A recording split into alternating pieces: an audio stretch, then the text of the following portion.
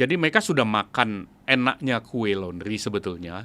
Kemungkinan yang tidak mengenakan seperti yang tadi saya ceritakan. Kalau Anda pemain nasional, kalau Anda pemain provinsi, kalau Anda, iya boleh lah gitu ya.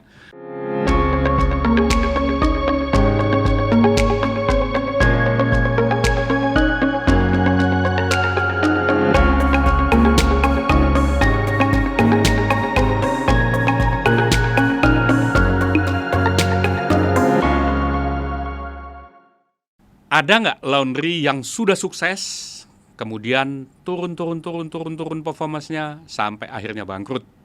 Terutama setelah sharing online, entah di channel YouTube, di Instagram, atau dimanapun. Ada jawabannya. Ada dua teman. Satu orang teman mengatakan bahwa omsetnya langsung turun 30-40% beberapa bulan setelah dia sharing dengan temannya sendiri online. Dan kemudian gak berapa lama di dekat dia muncullah laundry baru, dan itu yang memakan sebagian pasarnya. Teman yang lain adalah yang mengaku capek karena terlalu banyak pemain baru di lingkungan tempat dia berbisnis, sehingga dia memutuskan untuk meninggalkan bisnis laundry selamanya. Capek dia bilang, ya. Dan ini dua teman ini bukan pemain baru, bukan orang yang di laundry itu dalam hitungan 1-2 tahun, tetapi 8 dan belasan tahun. Jadi mereka sudah makan enaknya kue laundry sebetulnya. Ketika banyak orang masih belum paham, belum kenal bahwa laundry cukup menjanjikan di negeri ini sebagai sebuah bisnis skala mikro kecil menengah lah paling sampai ya. Jadi dua hal ini membuat saya bertanya-tanya, apakah kalau seandainya Anda punya outlet yang salesnya bagus, apakah kalau Anda sharing di YouTube, diwawancara untuk kepentingan konten-konten tertentu, apakah Anda tahu bahwa Anda sedang menghadapi resiko-resiko seperti ini juga? Artinya beginilah, ini kan bisnis ini kalau dikatakan kita lihat orang kalau berhasil ingin berbagi, itu kan etikat baik ya.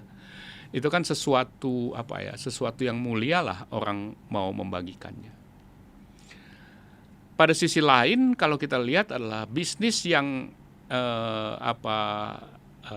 barrier to entry-nya syarat orang masuk ke bisnis itu tidak terlalu rumit, itu sangat berisiko ditiru orang, dan pasar yang tadinya Anda miliki kemudian mulai dimakan juga oleh pemain lain gitu.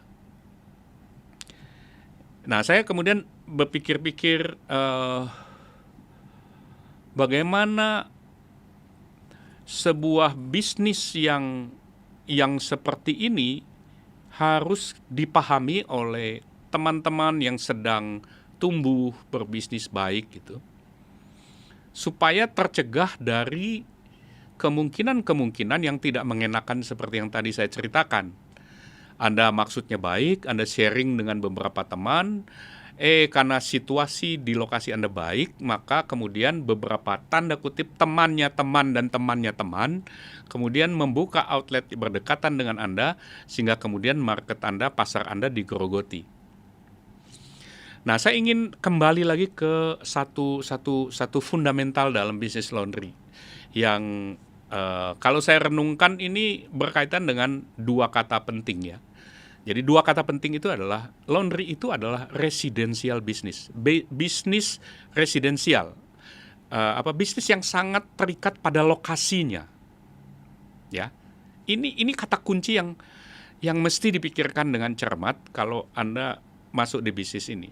Artinya pasarnya tuh terbatas dalam radius tertentu, katakanlah 2-3 kilometer. Ya.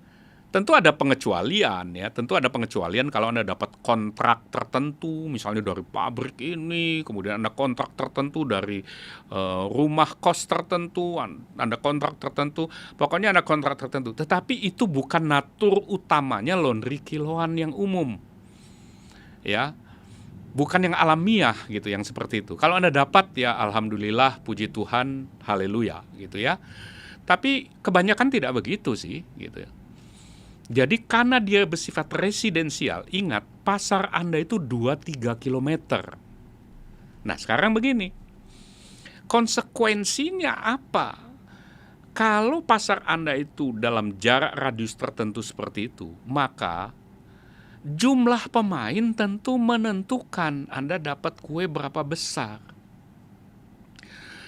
Kecuali Anda punya ilmu segmentasi dan diferensiasi services Anda itu begitu hebatnya sehingga barrier to entry-nya orang tidak bisa meniru Anda dengan cepat, maka Anda itu berada dalam tanda kutip situasi yang bahaya gitu.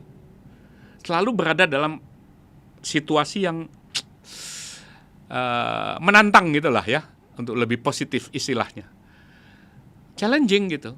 Jadi Anda jangan merasa bahwa kalau Anda sudah memimpin pasar di situ, kemudian Anda bisa ngomong sesukanya kepada semua orang. Nanti dulu. Karena itu Anda jagonya di lokasi. Ini ibarat kandang kita nih, kita tuh jago kandang gitu.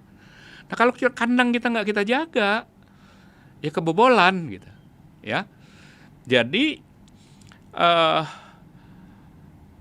sukses di lokasi tertentu yang diceritakan lewat media sosial lagi, itu akan menimbulkan seperti membangunkan macan tidur di tempat lain gitu. Orang-orang yang punya otak bisnis atau segala macam, walaupun dia tidak ditinggal di situ, tapi di situ bagus tuh pasarnya gitu, yuk dicari gitu kan. Orang-orang yang biasa bisnis dia bisa lintas wilayah gitu. Sementara kalau Anda tidak biasa dengan itu, Anda adanya di wilayah itu gitu. Nah itu sebabnya kalau Anda cerita di media sosial, laundry Anda omsetnya, kemudian berapa kilo per hari dan sebagainya, itu harus Anda pahami bahwa Anda sedang mengatakan, memberi pesan pada orang lain, ayo datang ke sini, bersaing sama gue. Gitu. Apakah itu pesan yang mau Anda sampaikan? Gitu. Kalau enggak ya jangan masuk di sosial media, diam-diam aja. Ya. Jangan ceritain isi dapur Anda. Gitu. Kalau ditanyai, hindari aja. Oke, ya, dan saya nggak mau juga nandai Anda kok. Kalau Anda cerita sama saya, sebaiknya itu tidak akan muncul dalam konten saya gitu. Karena kalau nanti jadi apa-apa kan nggak enak sayanya gitu ya. Jadi kecuali Anda mau mengundang kompetitor, perhatikan residential bisnis itu bukan buat digembar-gemborkan, bukan buat dicerita-ceritakan, bukan. Kalau Anda pemain nasional, kalau Anda pemain provinsi, kalau iya boleh lah gitu ya. Tapi kalau Anda punya saya agak prihatin terus terang dengan beberapa teman yang curhatnya itu ya saya nggak bisa bantu apa-apa sih ya. Tapi kan ya cuma ikut prihatin aja gitu.